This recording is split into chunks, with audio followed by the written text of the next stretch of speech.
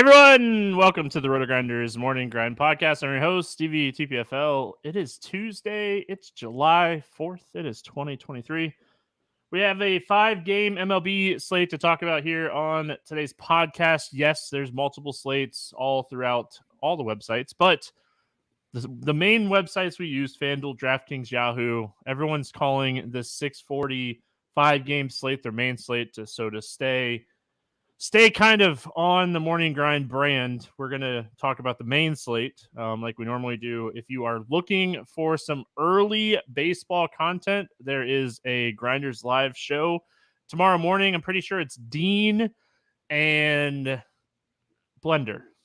Almost positive that's who it is. I'll check it up really quick. And then I think crunch time is TJ, STL, Cards, and Kevin Roth. So early Grinders Live tomorrow if you're looking for some early content. But we're going to talk about the main slate. That way, while you're driving to your in-laws or wherever you're going to hang out on the 4th of July, you can listen to the podcast and enjoy. So happy 4th of July for all of our listeners. And joined today by my buddy Keith Eiser. Eys819. Keith, what's happening, my friend? Not too much. Happy Independence Day, 4th of July.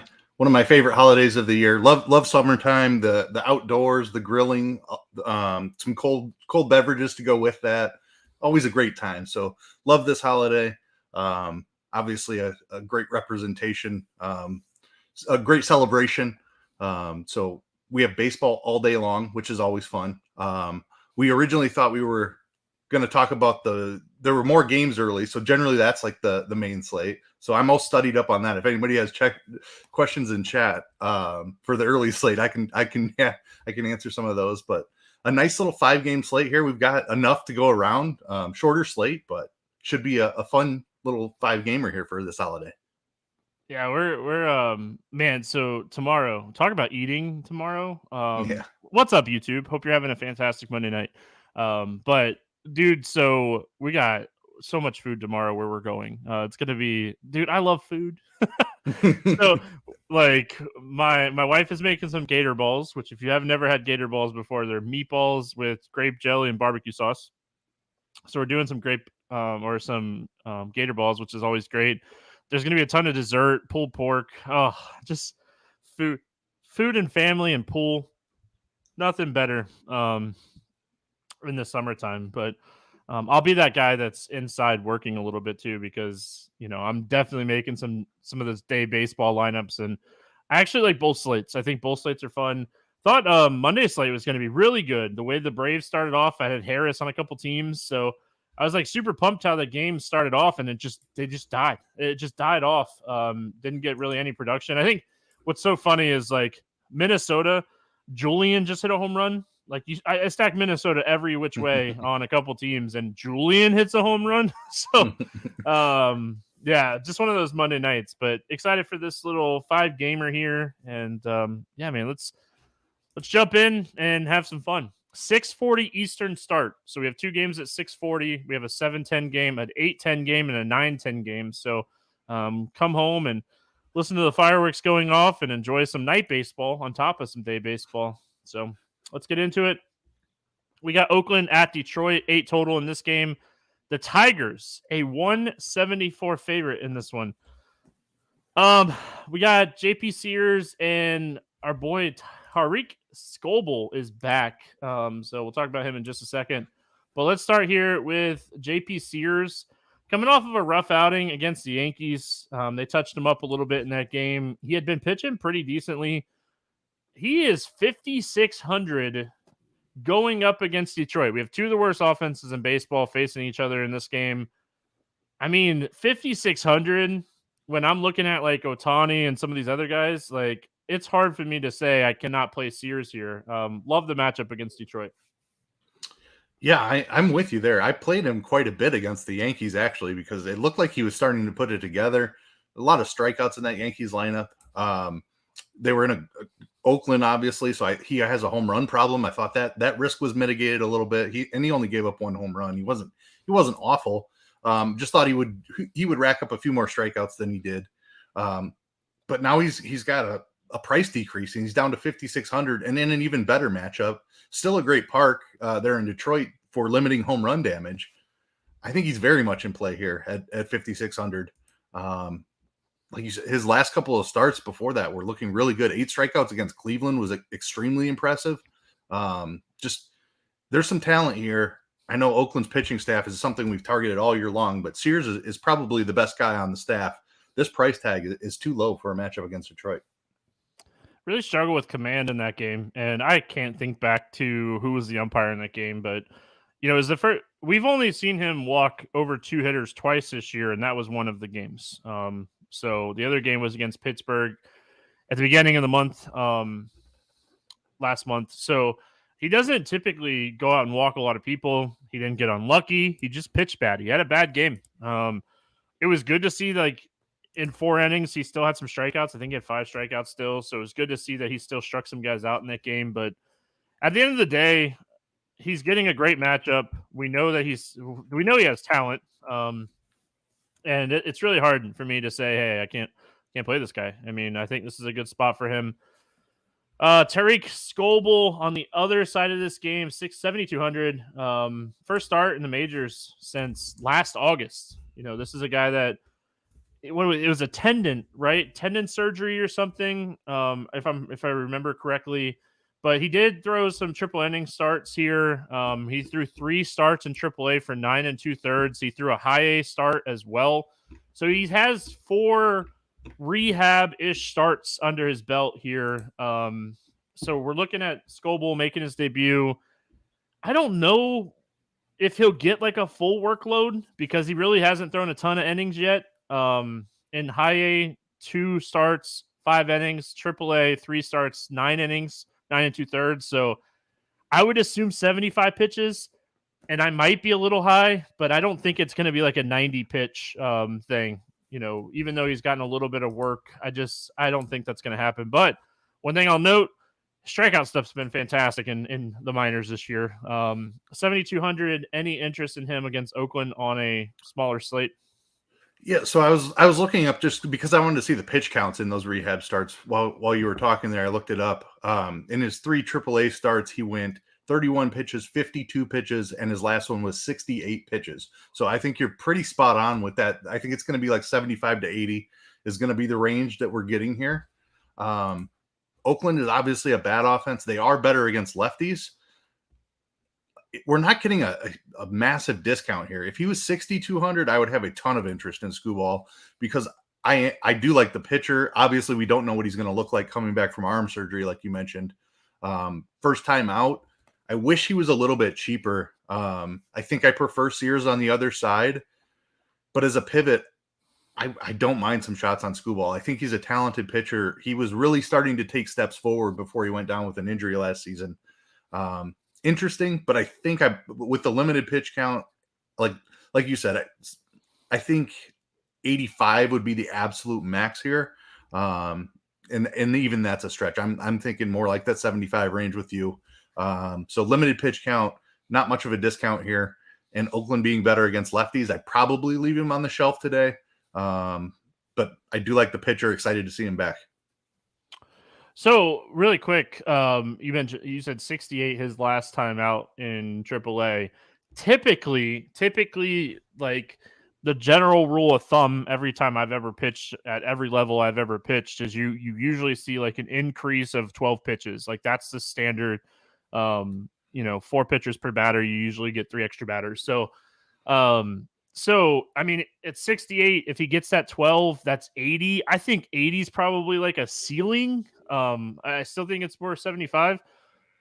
The thing that's interesting here is like we're going to talk about Colby Allard as well. His pitch count is very similar to Skubal, and I think Skubal might have a little bit better of a matchup.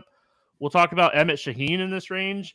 His pitch count a little bit higher than both of those guys in my opinion. So the reason that this slate is so interesting is because realistically, we have 4 guys under 8K we can play on this slate. So I think ownership will come into the fact of this, but at the end of the day, you have to remember we've seen Skubal a little bit in 2020, 2021, 2022, 50 starts, and he's averaged over a strikeout per inning. This is a career 25.5% strikeout guy. He has good strikeout stuff. The fact that he was able to strike out guys a lot in the minors gives us hope for that strikeout stuff. So I think I think both of these guys are in play. I'm going to lean ownership on all four of these guys because I think all four of them are very similar in my opinion. So let's talk bats. We mentioned Oakland is definitely better against left-handed pitching. They're pretty cheap. Ruiz, 4,200. Roker, 3,100. I know I'm missing another guy that I usually really like, but Oakland is pretty cheap. I don't know if it's a full stack for me. I don't expect Scoble to go more than 80 pitches like we talked about. Detroit bullpen is actually not that bad. They're, a borderline top half bullpen. What are your thoughts on the Oakland bats? Yeah, in play, more of a mini stack. I'm not even sure how much we need the savings because of the cheap pitching that you just broke down there. I don't need to full stack them so I can fit in 2 studs on this slate. I don't think. We'll talk about Beaver, but that matchup scares me. Giolito has a tough matchup as well. Who knows what you're getting from Bassett? So I think the popular build is going to be to pay up for Ohtani and then go down into this range and hope you get 15 to 20 DK points out of one of these cheap guys. If that's the case, and that's how I'm building my lineups, I don't need very much salary savings from my bats. Oakland in play for a cheap 3-man, like you mentioned. Rooker has slowed down a little bit since his scorching hot start to the season. I still like him, especially against lefties. You mentioned Ruiz, always with stolen base upside. Langeliers is another guy, a catcher with power who is really cheap. I'm not seeing a ton else here. Laureano is on the IL. Maybe that's the other guy you were thinking of that we like to play against lefties. But it's not a great offense. It's not a great offense. Not a great ballpark for offense. So it's more of a mini stack. But as salary savers where needed, definitely in play. If Ruiz hits leadoff, because he's been hitting down in the lineup a little bit here recently, but when against lefties, they'll typically hit him leadoff. His stolen base upside alone, and the fact that he's a lot better against left-handed pitching, makes me like Ruiz. And he's not really the salary saver, but I think he's very, very in play here at 4,200 with his ability. He can get 2 or 3 stolen bases in a game. So that's the type of upside you're looking at with Ruiz. Detroit against Sears. Jake Rogers gives you a little bit of power at catcher. He's someone that we typically will look at against left-handed pitching. Ibanez is someone that I like playing against left-handed pitching. If I'm not on Sears, I look at these 2 guys, maybe Baez if I want to make it a little 3-man stack. But it would be the fact that we have 4 guys down here. Like if I'm mixing and matching these guys and I'm just going all in on Ohtani, because that's originally like my first thought is Ohtani and on all 3 and then maybe mix around the other 3 spots. But I would definitely get some exposure to some of these right-handed bats that have some power against Sears. Yeah, you're hunting home runs here, I think. It's not a great park for home runs, but Sears is a guy who's a massive fly ball pitcher. Don't necessarily want to stack against him because of his strikeout upside and Detroit's just lack of power overall. But guys like Torkelson, Rogers, like you mentioned, Baez, definitely in play. You can use them as one-offs. I think a 3-man is in play as well. They're not as cheap as Oakland, though. I will say that. I think I prefer the Oakland side if I'm searching for value bats on a cheap 3-man. But I don't mind trying to find a home run here on Detroit. All right, Angels and Padres, 7.5 total in this game. Padres is slight 116 favorite. Ohtani and Musgrove face it off against each other. Ohtani is 11-5. He is his last 2 games. Like he went on a little drought there where he wasn't pitching great. He has been phenomenal in his last 2 starts. It's a tough matchup against the Padres. I'm not going to sit here and say this is an easy matchup, but he is by far the most talented pitcher on this slate. And on a 5-game slate, I'm just going to play the talent, man. I'm going to play his 33% Ks. This lineup is very bad at the bottom right now. Cronenworth's not hitting for any power. Sanchez strikes out a ton. Carpenter strikes out a ton. Gresham strikes out a ton. So at the end of the day, you're just kind of hoping he beats Soto, Tatis, Machado, and Bogarts. And on this type of slate, 3 of those guys are right-handed hitters. Give me all the Ohtani in this spot. Yeah, completely with you. The most expensive by almost $2,000, but completely worth it in my opinion. like his matchup isn't any worse than Bieber and Giolito, and he has far more strikeout upside. The strikeouts at the bottom of the San Diego order that you just touched on are important. San Diego is a tough matchup. It's plenty of talent in this lineup, but Ohtani is he's the best baseball player in the world. The pitching was kind of lagging behind the hitting for a little bit this season, but as you mentioned, 12 strikeouts his last time out, I believe. So he's back on track. We know that he has some of the best swing and miss stuff in all of baseball. So strikeout upside, definitely think he can get there. Even in a tough matchup, options are limited. I agree. He's going to be highly owned, but I think you go over the field on him today. Yeah, dude has 127 strikeouts in 95 innings. The strikeout ceiling is massive. So, Joe Musgrove on the other side of this game, 8K. I mean, the Angels lineup is beatable. I think that this might actually be a spot Musgrove goes a little under owned because of some of the cheap pitching that we have. My biggest concern is Musgrove's not a huge strikeout guy. What are your thoughts here? Yeah, I mean, I think 8K is right about where he should be priced. I'm not necessarily scared of the Angels lineup. Obviously, Ohtani is fantastic. Trout's been down a little bit this year. He's very much in play. I think he's priced appropriately. We haven't seen a ton of strikeouts from him this season. And the leash has been like last season. It seemed like he was regularly over 100 pitches.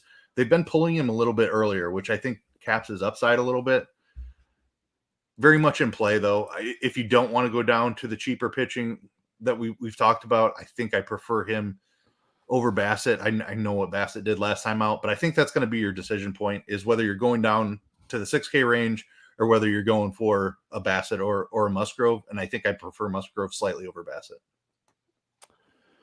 Yeah, I think Bassett might have a higher ceiling. Strikeout wise. So the one thing, like, Bassett really just kind of needs like a really right-handed lineup, and the White Sox might actually be that type of lineup. We'll have to see, but I don't mind Musgrove.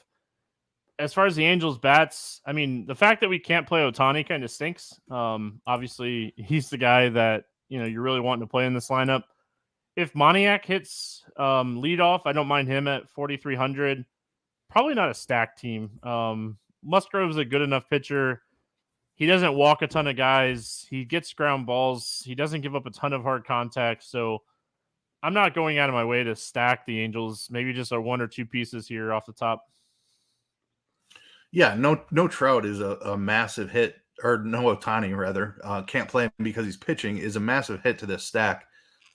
I have respect for Musgrove as a pitcher. I think he's a solidly above average starting pitcher. I'm not stacking Angels when I can't use their best hitter.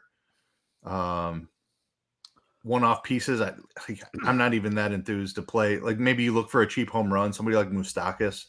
But yeah, not a ton of interest in the Angels. I think I'm more on the Musgrove side here.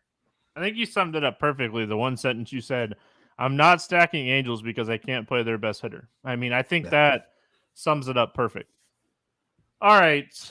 Padres bats. Ohtani is someone you could chase home runs against. He does, even though like he just goes out and dominates team, he does go out and give up some home runs. So a Juan Soto, a Fernando Tatis, they're expensive, but those would be the two guys I'd be targeting here against Ohtani. Yeah, I don't necessarily like chasing home runs with expensive guys, but certainly you can always play those two. I'm not stacking against Ohtani. The strikeout stuff just limits the upside of a stack. Yes, he can get wild at times, but he can get himself out of it with the strikeouts. So probably not many Padres for me today. Yeah, I hear you. I just, in the back of my head, I'm like telling myself, hey, it's 5-game slate. Atlanta at Cleveland, taking on the Guardians, 9 total in this game. Pick'em game. Allard and Bieber. Braves a slight like 112 favorite, 114, 116, depending on what book you're looking at. We have Allard and Bieber. What are your thoughts here on Colby Allard? He's cheap. Don't love the matchup against a Cleveland team that doesn't strike out. He's kind of been off the radar for a little while. He was hurt. Yeah, true. But like, he was a big prospect a couple of years ago and just kind of never figured it out. Back in Atlanta now, he's having some success. He's getting strikeouts. I think I would go to some of the other guys in this range before I play them, just because Cleveland is such a low strikeout team. Like I definitely prefer Sears ahead of him. I think I prefer Sheehan ahead of him. And how many 6K pitchers do I need on a 5-game slate? I'm not sure. Like you said, it's going to be a little bit ownership dependent. But assuming that Sears isn't like mega chalk, I think I'm all set in this range. Certainly don't hate the idea of playing him though. So if you've got some thoughts on why we should play him, by all means. He's cheap. The matchup, Cleveland's not a great offense in general. They're one of the worst teams in baseball against left-handed and right-handed pitching. I think they're 27th in WRC plus. They don't strike out a ton. He offers a little bit of strikeout upside, but just it was one start. I don't want to overreact to one start. The fact that I will say the fact that he faced 20 right-handed hitters and only 3 left-handed hitters in that start against Minnesota and had a 43% whiff rate with his fastball. I mean, I'm not mad about that. I don't think it's sustainable though. Looking at his numbers from last year, the one thing that I will say about Allard, and it's something that we really need to watch over his next few starts, he relied a lot more on the cutter and curveball in that Minnesota start from what we saw last year from him. So it's one start. We only have one start to go off of, but he only threw his fastball 32% of the time. Threw it 53% of the time last year, and it was one of his worst pitches. So just saying, looking at it, going through it, and looking at that start, he did really well. We also have to remember it's Minnesota. They strike out a ton. They have a lot of holes in their bats. Nothing really changed with movement or anything like that looking through Savant. But the one thing that I noticed when I was looking at it, the spin rates were really close to what he had last year. A little bit more spin from his curveball than he had last year, but it was one start, so it's tough to base off of that. But used his fastball a lot less and used it in spots to generate whiffs, which that's what you should do. I mean, when you're a guy that has a good cutter, that's what you should do. So, yeah, I'm just kind of throwing that out there. I don't think the matchup's a tough matchup by any means. The Guardians are a team that struggle. They just don't have any power. Like Jose Ramirez is the only hitter in this lineup with an ISO over 200 against left-handed pitching. They just don't strike out. So I think he gets going back to the pitch count thoughts, I think he gets a 12 pitch increase ish. So I think ceiling of 85, but closer to 80 in this spot because he is coming off of, being on the 60-day IL with an oblique injury. So another guy that I think pitch-wise is kind of limited ceiling, but 8 strikeouts, 71 pitches in his debut. Looked great. He did. He pitched really well. I mean, the advanced stats say he pitched really well. Shane Bieber. Talent-wise, Bieber is up there on this slate. He's not that guy that he was a few years ago. Atlanta's so good, man. They're so good. They're such a tough offense to beat. I don't think I could play Bieber at 9,600 against Atlanta today. Yeah, I completely agree with that. And Bieber is a guy I've kind of been on. The strikeouts have come back this season. He was way down to begin the season from strikeouts. But his last 4 or 5 starts, they have come back. So Bieber is a guy I'm bullish on going forward, but no way am I paying 9,600 for him against this Atlanta offense. There's just they have 8 guys who just absolutely can crush the ball just against right-handed pitching. Only Arcia, I believe, is below a 160 ISO versus right-handed pitching this season. So Bieber, he's below 20% strikeouts for the season. I believe he's a much better pitcher than that, and we've seen that turn around. Just not the spot that I'm going to play him here today. Yeah, Atlanta is super, super expensive. I talked about this in expert survey. I know that you were on the Braves on Monday as well, because we were filling out the expert survey at the exact same time today. Yep. So I knew you were on the Braves as well, and I'm gonna talk about the same thing that I talked about in expert survey. Atlanta is the perfect way to get contrarian off of Ohtani. You are not likely playing a 5-man Atlanta stack with Ohtani. They're so expensive that it's next to impossible. Even if you're playing some of the cheap bats, Ozuna's 4K now. Rosario's 3,800. Like, there's no cheap bat in Atlanta's lineup right now. So, I like Atlanta as a team that that could break any slate. Harris had 2 home runs. Ozuna had a home run on Monday. I like Atlanta. I'm going to use them. I know Beaver is a tough matchup, but they're on the road too, which is always nice because you're guaranteed 9 innings. I love Atlanta. They're just really expensive. So it's one of those teams that, like, maybe I'm looking at a Sears, Scoble, or Shaheen, Allard team. Like, I'm going to these 2 cheaper guys, or a Bassett or a Musgrove, and just pivoting off Ohtani without giving up a ton of ceiling, because my bats could break the slate. So I like Atlanta a lot in this spot. Yeah, I mean, I think Bieber's really talented, and I'm struggling to want to pick on him. I'm completely with you. I think Atlanta is the best offense in baseball at this point. Tampa Bay is very strong. I think they've overperformed a little bit to this season. Atlanta is coming on extremely. I think they're up to 2nd in WOBA and 3rd in WRC plus, just because I looked into them so much on Monday night. Like, they're an elite offense. They're probably coming in extremely low owned in this matchup against Beaver on a very short slate. It's not unsimilar to what we saw on Monday night. It's a tougher matchup here in this spot. I will say what I did a bunch on Monday night is play the bottom of the order and wrap it around back up to Acuna.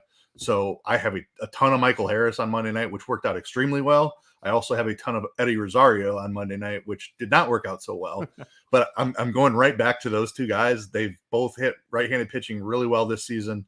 They're 4,200 and 3,800. It's not like they're free. Throw Ozuna in that mix too. He probably is in that 6 or 7 spot. He's 4K.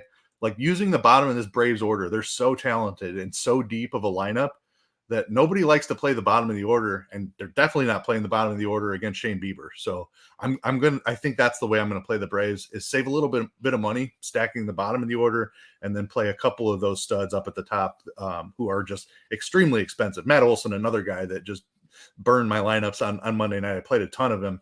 He's been awesome. I'm going right back to him today. Yeah, I mean, he's going to have a bad game from time to time, but he's at 28 home runs, I think. Yeah, 2nd in the league, just behind Ohtani. Yeah, we saw it too. I mean, we saw it spring training. He was crushing the ball, and he just hasn't stopped. So, Cleveland side of this game, I mean, again, Ramirez is the one guy that has some power. I mean, you're going to get some cheap righties in this lineup, but I mean, I struggle to play Cleveland just in general this year outside of Jose Ramirez. Like, I mean, maybe a little bit of Jimenez or Josh Bell, but I'm not going to go out of my way to stack Cleveland here. They're just going to hit a bunch of ground balls. Their ceiling is so capped. Yeah, I mean, you're spot on, and I'm looking it up right now because I heard a stat the other day when I was watching the Cubs game. They were facing them. Justin Steele was on the mound, and I heard a stat about Jose Ramirez's splits against lefties this year, and he has been extremely bad against lefties this season, which has not been the case throughout his career. So I'm not sure exactly what's going on. Let's see here if I can find it real quick. Trying to find a better stat than like batting average. Yeah, his ISO, he's actually got over a 200 ISO. So I'm not exactly sure. His WOBA against lefties, 265 compared to 403 against righties. So just so much better from the other side of the plate. I don't even think I'm getting to Ramirez at 5,900 in this matchup against Allard was a long way of saying that. I think you can take shots on some cheap guys. Like Rosario is a guy I like to play against lefties a little bit. There's just not enough power in this lineup. I'm definitely not stacking them. I don't even think I can find 3 of them that I want to play. All right, Toronto at Chicago taking on the White Sox, 9 total in this game. Blue Jays a 125 favorite. We got Bassett and Giolito. I mean, a lot of good arms on this slate. This might be a slate like a 3-3-2 type of stack makes a lot more sense than like a 5-3 stack. Just kind of looking at it. First thoughts here. Bassett against the White Sox. Any interest in Bassett here? Man, he was having a rough go of it, and then he just went out and absolutely shoved his last time out against San Francisco, 12 strikeouts. Wasn't sure we would see that from him this season, just the way that he's been performing, and especially the way he's been struggling against left-handed pitching. So I was actually on the San Francisco bats in that matchup. Did not go well. Bassett shoved it right down my throat. Yeah, it was a rough go because Bassett was incredible. 8,500, I think, is a fair price. I don't think he's a massive strikeout guy. I think he's going to land like slightly below average, maybe right around league average, that like 23% range. I think is his true talent as a strikeout pitcher. I don't hate the matchup here against the White Sox. I don't think he has the upside. And if I'm paying up to Ohtani, I think I can find just as much upside in just with lower salary on this slate. So yeah, I guess I think I'm going to fade Bassett again. It might burn me. Maybe he's figured something out and it clicked. He has shown talent in the past, but I think I'll be underweight at least on this slate.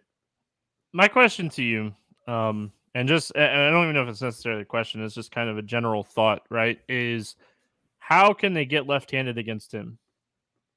Grandal, Benintendi, Colas, right? Was it Oscar Colas, I think? But with Makata, I don't think he's coming back. I don't think he's coming back. I don't think anyway. I'm trying to see when he... Did they send Sheets down?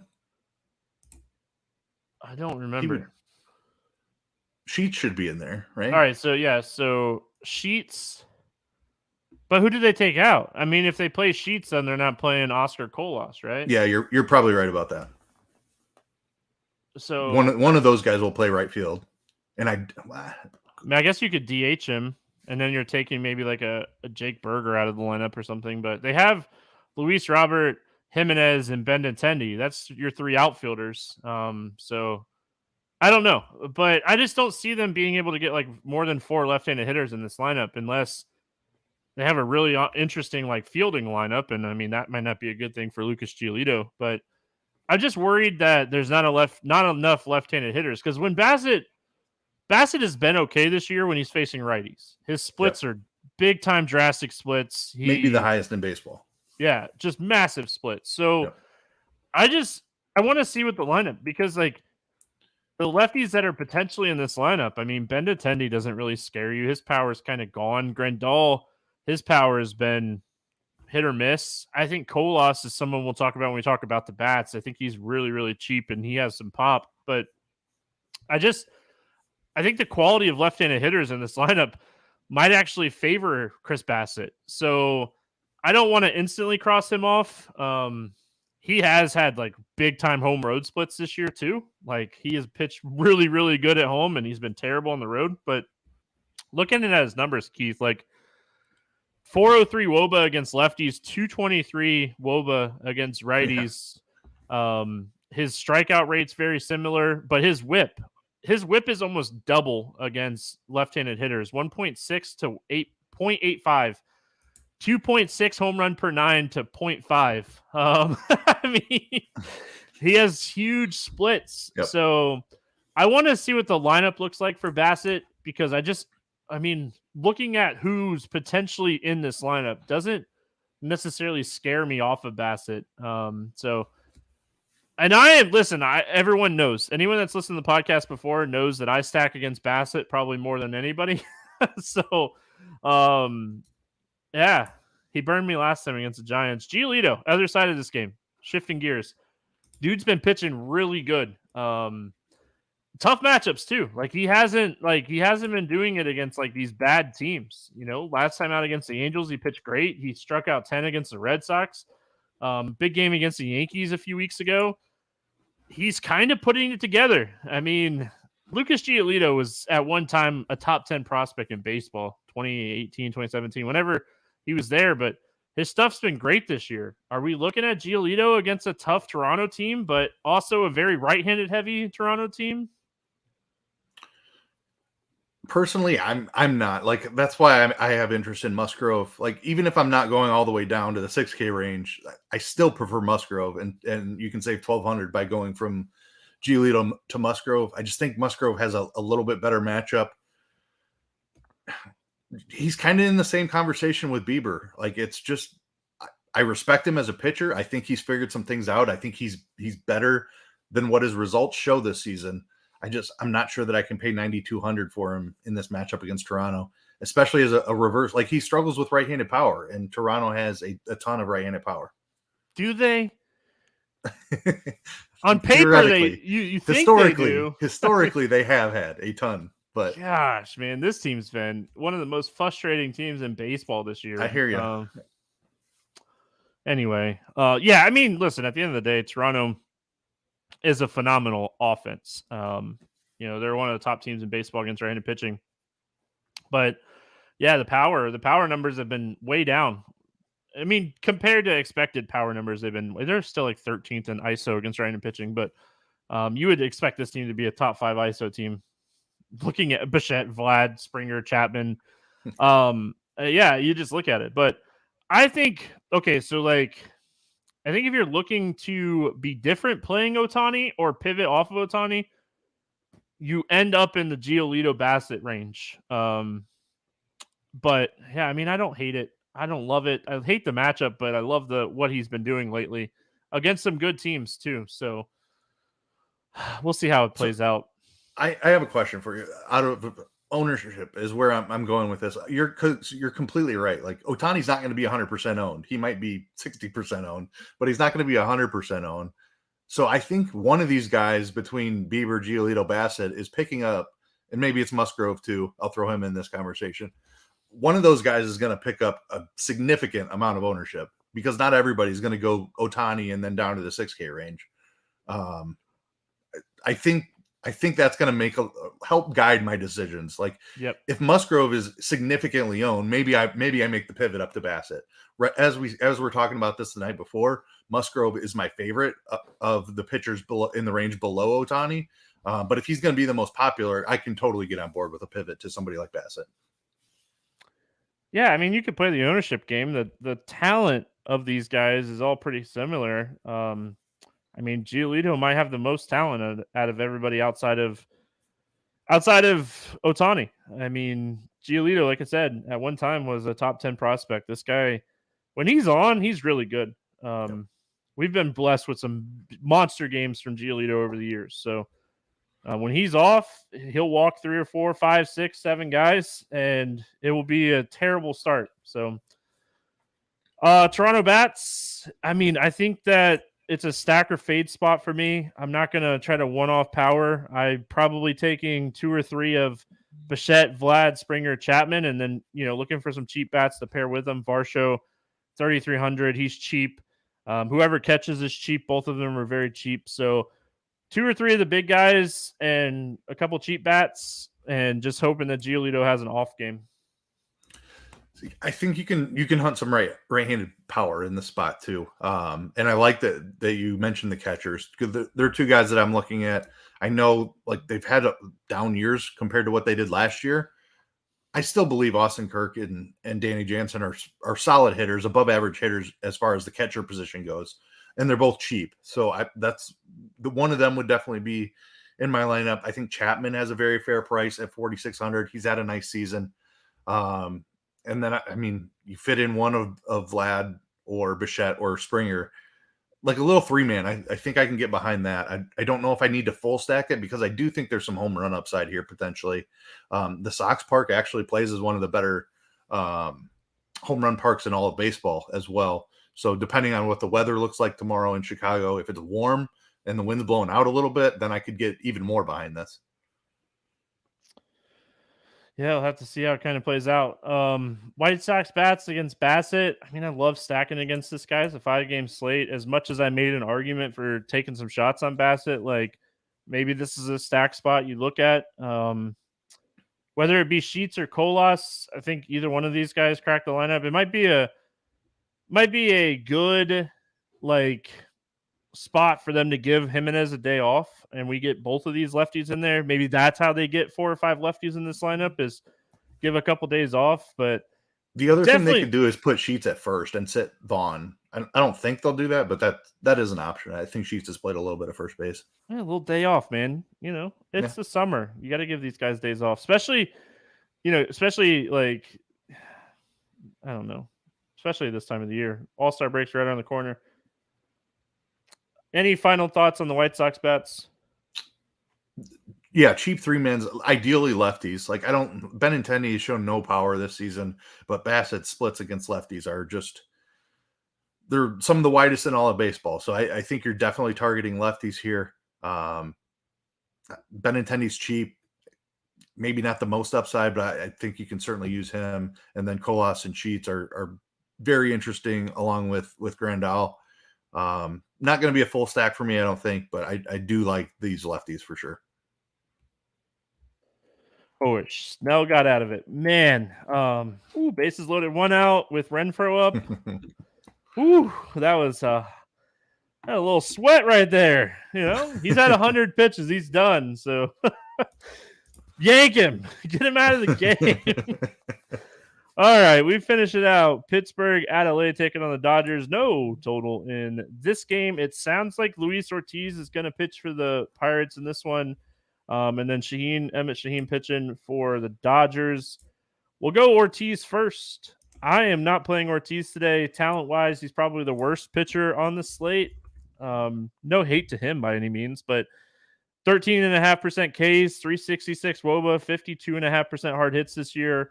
Really, really tough matchup against the Dodgers. Dodgers top stack on the slate for me, and Ortiz my least favorite pitcher. Yeah, completely agree. Dodgers are the best stack on the slate. They're going to be chalk. Ortiz is in a tough spot here today. Other side of this one, Emmett Shaheen.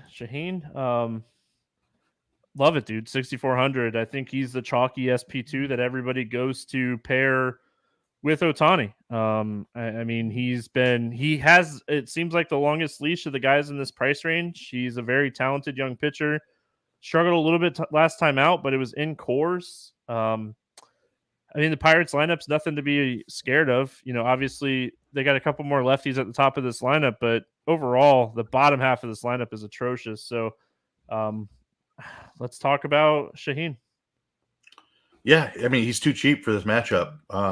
He's not going super deep, but he's been 87 or above in all three of his starts, 88, 87, 89. So you know what you're getting. You're getting 85 to 90 pitches here. The strikeouts have not been they haven't been bad by any means, but he was an elite strikeout pitcher in AA, and he's making a massive jump. He didn't start in AAA at all, but an extremely talented pitcher, not scared of this Pirates offense at all. Fully stretched out for 6,400. I agree. I think he's going to be pretty popular in this spot. I'll be interested to see whether people go down to Bassett, Musgrove, or whether they drop down to Sheehan. And that's going to be how I adjust my exposure as well. And I'll throw Sears in that conversation as well, as a pitcher that I really like and would be willing to go way over the field on. Whoever's lowest owned between those four guys, I think, is where I'm going to make my stand on this small slate. But I'm perfectly fine playing any of those four guys. Sheehan is probably my favorite point per dollar just on paper because of the matchup. 6,400, way too cheap. Love the talent of this guy. Yeah, I'll just see where ownership lies, but love this spot for Sheehan. Ooh, see, sometimes I'm so smart, by the way. I messaged Keith earlier today talking hey, we're going to do the 11 game or 10, whatever the early slate was. And FanDuel just released their early slates, and they have 3 of them. Super spread out. The contest stink. So I'm so smart sometimes. All right, Pittsburgh bats. I mean, I always like Swazinski against right-handed pitching, and I'm not going all in on any of these cheap guys today. So I will probably have a little bit of exposure against all of them. Reynolds, Swazinski, they just called somebody up that's been hitting leadoff. I can't think of his name. Nick Gonzalez? No. He used to play with the Blue Jays. Polikosis, I think. Palacios. Yep. Palacios. So he offers a little bit of stolen base upside, and if he hits leadoff, he's 2,200. So it'd be really easy to fit Ohtani with maybe even one of those higher end pitchers if you're looking at a little mini stack for Pittsburgh. But I'm not full stacking this team. Yeah, I'm not either. I prefer the Sheehan side of this matchup a good amount. Carlos Santana has been oddly pretty good this season. He's 3,100. If you're looking for a home run, I don't think that's a terrible idea. Love the Sawinski call. He's my favorite bat on this team by far because of his price and his power. Reynolds is back now. It's not a full stack. I think Sheehan is a really talented pitcher. I don't see him getting blown up in the spot. So fine with a little mini 3-man just because it's a short slate, but I don't love the spot for the Pirates. Speaking of Nick Gonzalez, he just stole second base. Nice. Yeah, you like that. You just got done talking about him. Carlos Santana is 37 years old, and he's just so happy the sun is like helping his bones, and he's been hitting. He's been hitting really good here recently. So, yeah, not someone that I was playing for like home run power a month ago.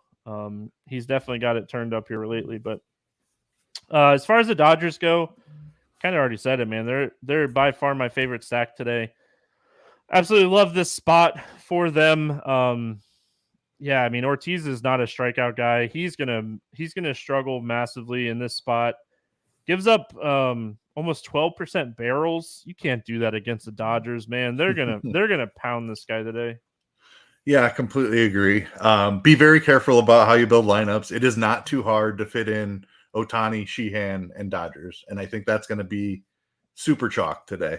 Yep. That's what I'm saying. It makes a lot of sense to get off of Ohtani and the Dodgers. That's what the Braves are for. Yeah, love that call. The Dodgers are in the best spot of anybody. They're one of the best offenses in baseball. They're against Luis Ortiz, who has not struck anybody out and has a home run problem. So great spot for the Dodgers. Stack them up any way you want to, but make sure you find some differentiation because I'm pretty sure they're going to be mega chalk. I don't really have much else to add outside the fact that I love them all. Outman's cheap, Peralta's cheap. Those would be and Hayward, like 2 of those 3 guys, and then 3 of the big studs. That's how I'm looking at building Dodgers teams, but it's also the chalky way to build them. So I also like the idea of not playing Ohtani with Dodgers and maybe trying to get 4 of these big bats in a lineup and just going double cheap pitcher to make my Dodgers stacks different. It's not going to leave you a ton of money. Like if you go Muncy, Smith, Freeman, Betts, and you go, let's just call Shaheen and Sears, you still get 3,600. So, just trying to get different with how you're stacking Dodgers. I think Nick Gonzalez caught stealing, by the way. They overturned it. So, oh man, yeah, sorry, Nick. I jinxed you. Yeah, you should run faster next time. Well, so okay, he didn't come off the bag or something. He was actually they just tagged him. Oh, I don't know. I'm looking at at bat. I was checking just how some of the guys were doing that I played tonight. I'm very happy that they took Snell out. He was struggling a little bit there. So I've got a ton of Brian Wu, and I also bet his strikeout prop. He's. No, I'm sorry. I didn't mean to interrupt you. No, he's getting the strikeouts. He was super cheap today, so he's doing enough. He's got an inning at least left. Hopefully, he can rack up a couple more strikeouts here. Yeah, he was pitching really good. He got tagged a little bit there in the 4th.